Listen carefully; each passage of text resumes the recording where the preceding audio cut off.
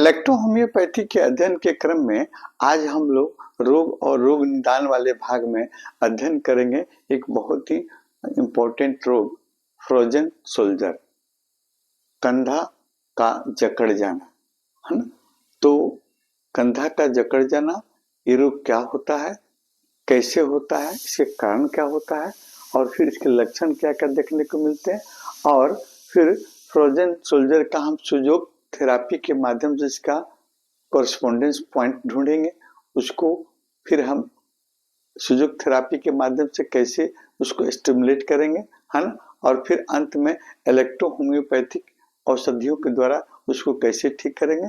इन सभी बिंदुओं पर हम आज चर्चा करेंगे। तो सबसे पहले हम देखते हैं फ्रोजन सोल्जर क्या होता है।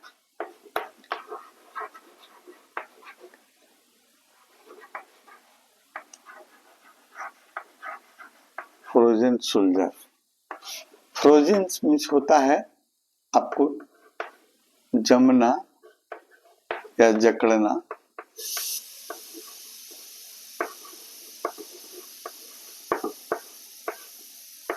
और सोल्जर मीन्स होता है कंधा, और इसका एक और नाम एडहेसिव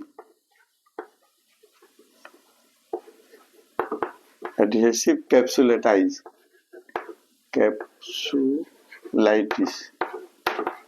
एडहेसिव कैप्सुलाइटिस, है ना। तो एडहेसिव कैप्सुलाइटिस क्या होता है, सबसे पहले हम इसको समझ लेते हैं, है ना। तो हम जानते हैं कि हमारा सोल्जर कंधा जो है ना, 3 प्रमुख हड्डियों से मिलकर बनी हुई है।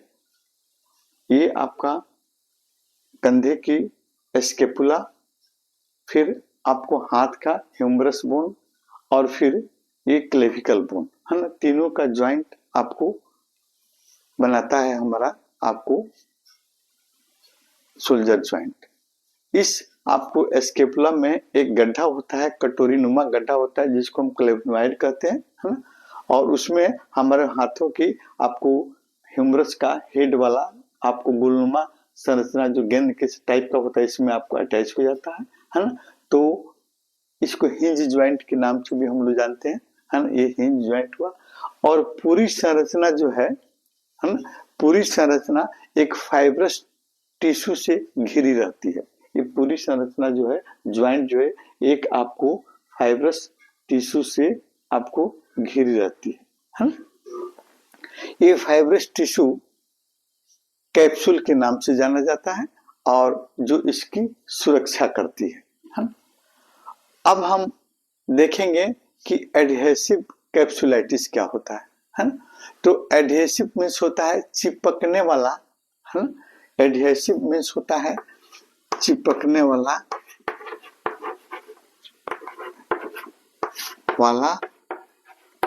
और फिर आपको कैप्सुलाइटिस 2 शब्द से बना है। कैप्सूल के बारे में हमने अभी बताया आपको, कैप्सूल और आइटिस।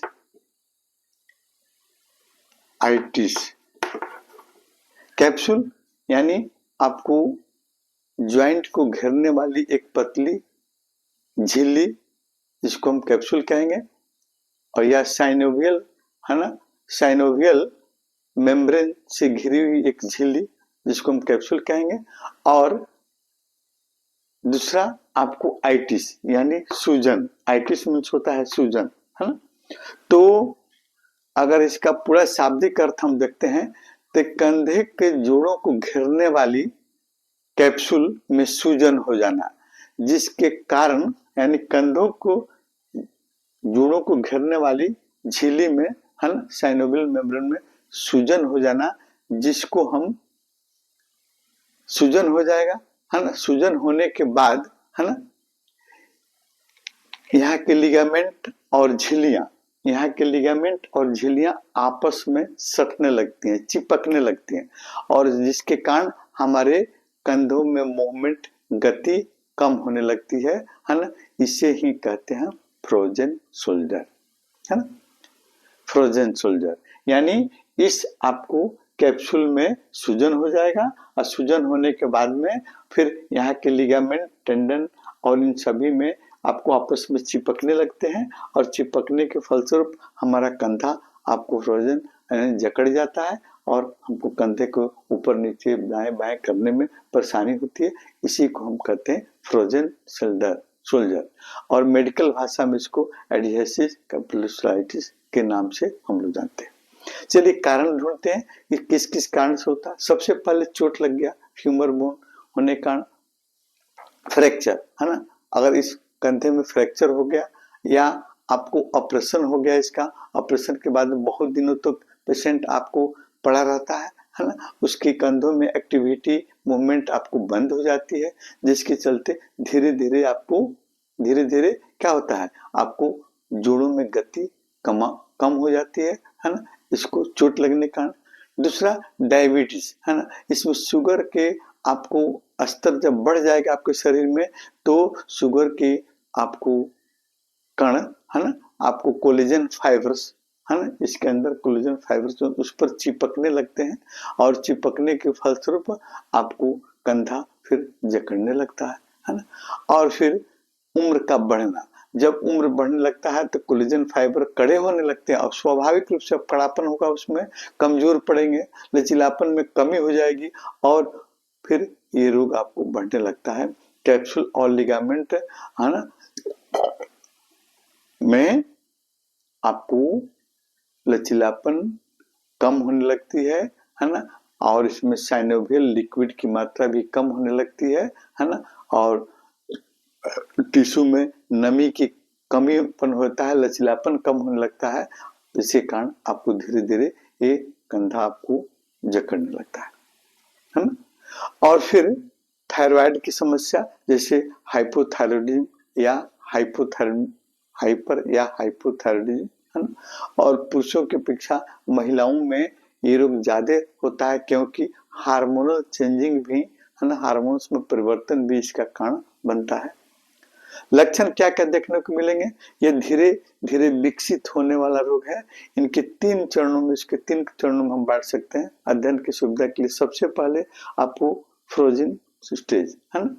फ्रोजन स्टेज में क्या होता है, कंधे में धीरे धीरे आपको दर्द शुरू होता है और जैसे जैसे दर्द बढ़ने लगता है और कंधे का हिलना डुलना आपको कठिन होने लगता है और फिर कंधों में लगातार गहरा दर्द बना रहता है। दूसरा स्टेज होता है आपको फ्रोजन स्टेज। तो फ्रोजन स्टेज में कंधा बिल्कुल जकड़ जाता है ना, और हाथों को हिलना डुलना और आपको मुश्किल पड़ जाता है ना। जैसे फ्रीजिंग स्टेज, है ना, हम यहाँ लिख भी देते हैं। फ्रीजिंग स्टेज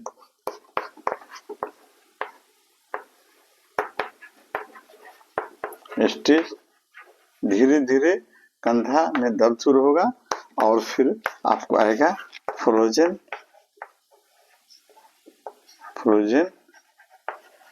स्टेज और फिर तीसरा हो जाता है थॉविंग स्टेज।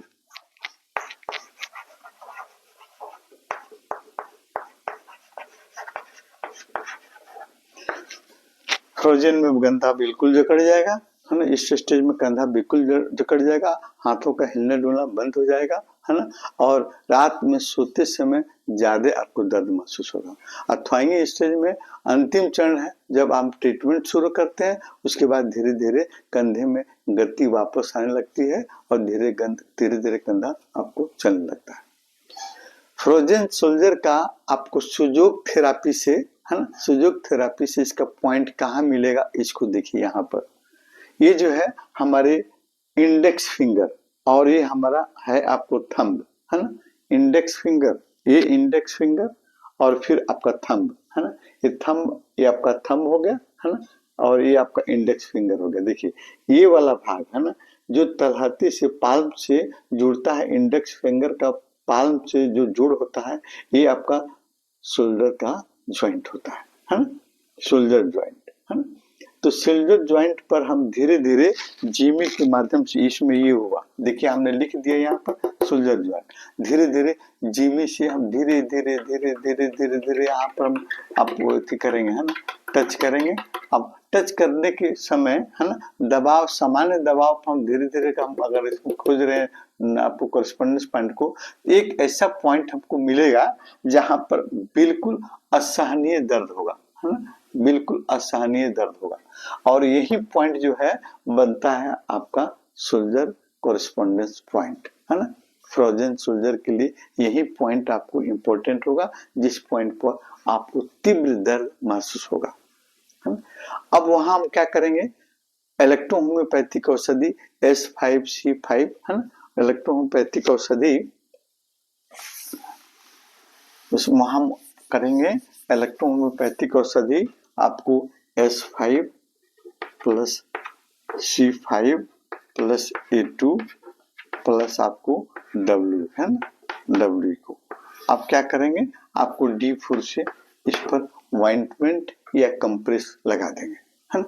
पहले आपको ऑइंटमेंट लगा देंगे, है ना। ऑइंटमेंट लगाने से आप जिमी के माध्यम से उसको मतलब स्टिमुलेट करने में सुविधा होगी, है ना। तो ऑइंटमेंट लगा देंगे और ऑइंटमेंट लगाने के बाद कुछ देर के बाद में उस नर्व पॉइंट को हम जिमी के माध्यम से 5 बार क्लॉकवाइज, है ना, क्लॉकवाइज, है ना, और 5 बार एंटी क्लॉकवाइज हम इसको स्टिमुलेट करेंगे। और फिर क्या करेंगे कि वहां पर आपको सुजुक मशीन, ये हमारा है सुजुक मशीन, देखिए ये सुजुक मशीन, ये सुजुक मशीन का पॉइंट है। इस पॉइंट से हम क्या करेंगे, इस पॉइंट को वाइब्रेट करेंगे, यहाँ पर इसको धीरे धीरे धीरे धीरे धीरे आपको वाइब्रेट करेंगे। इसमें करंट देने पर वाइब्रेशन होता है, जैसे ये पॉइंट हमारा हुआ, ये पॉइंट, ये पॉइंट, है ना, ये पॉइंट आपको दिखाई नहीं पड़ रहा है ना, यहाँ हम इसको दिखा देते हैं। देखिए ये पॉइंट हमारा, ये पॉइंट पर हम इसको वाइब्रेट करेंगे, है ना, इसको वाइब्रेट करेंगे। देखिए इसको वाइब्रेट करेंगे धीरे धीरे धीरे धीरे धीरे, है ना, यहाँ पर वाइब्रेट करेंगे। अब वाइब्रेट करने के बाद में आपको कुछ क्षण में आप देखिएगा कि आपका फ्रोजन सोल्जर जो है धीरे धीरे फ्री होने लगेगा, है ना। जकड़ा हुआ कंधा आपको फ्री महसूस करने लगेंगे, हल्का हल्का दर्द भी कम हो जाएगा और कंधा को आप फ्री महसूस करने लगेंगे, है ना। और फिर अंत में आप इलेक्ट्रोहोम्योपैथिक औषधि इंजेक्शन नंबर 13, इंजेक्शन नंबर 13, है ना, इंजेक्शन नंबर 13 और फिर 29, है ना, अल्टरनेट करके आप लगाइए, है ना, 2 दिन अल्टरनेट करके या 1 दिन अल्टरनेट करके लगाइए।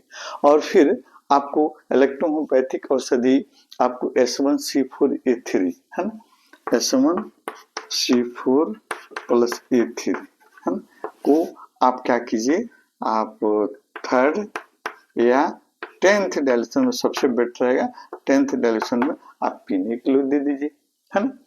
और नर्व पॉइंट, है ना, 17, नर्व पॉइंट 17 और 18 पर, है ना, WEC5 नर्व पॉइंट 17 और 18 पर, नर्व पॉइंट 17 और 18 पर C5 प्लस WE का आप कंप्रेस या वहां पर लोशन बनाकर या ऑइंटमेंट बनाकर बार बार दिन भर में कई बार लगाएंगे तो बेहतरीन रिजल्ट आपको देखने को मिलेगा। आपका सोल्जर जो है बिल्कुल, हाँ, अंत में कुछ एक्सरसाइज भी है जो हम अगले वीडियो में बताएंगे कि किस तरह का फ्रोजन सोल्जर का एक्सरसाइज आप कैसे करेंगे। दवा के साथ साथ में इसमें एक्सरसाइज का बहुत ही इम्पोर्टेंट है।